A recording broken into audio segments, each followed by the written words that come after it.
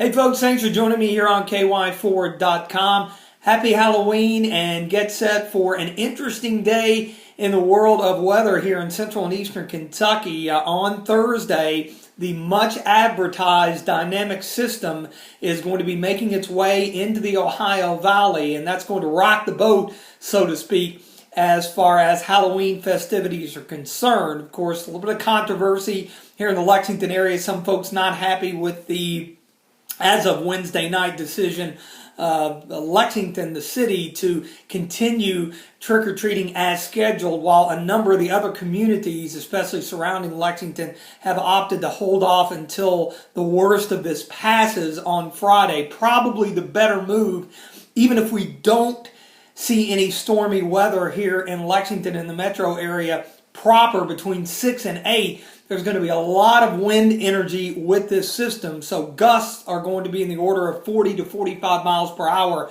all the way until the front passes, which won't be until late Thursday evening and into early Friday. So from start to finish, it's going to be quite a windy day. Wind advisories up for much of the region with those higher gusts expected. Also the possibility of some heavier rain and some stronger storms along the front, which will probably not be until later on Thursday evening. That's the good news, but I still think we will see some activity through the afternoon hours and potentially even lingering into the evening before we see that secondary round along the front. So again, a very dynamic setup with this fall system coming through. There's not a lot of instability. The helicity values are pretty high, meaning some spin and rising air in the atmosphere, so that lends itself to the potential for some wind damage and maybe a little minor spin up of a tornado along a squall line that would move through. That's typically what we see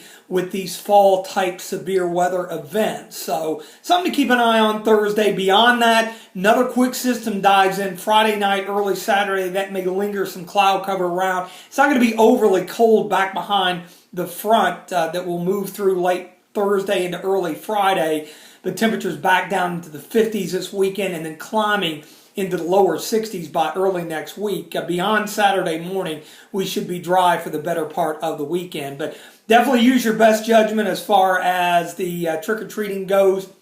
If it happens to be happening in your particular community on Thursday, and just kind of keep an eye on the weather until this system passes through. As always, be safe out there, have a happy Halloween, and thanks for joining me here on KY4.com.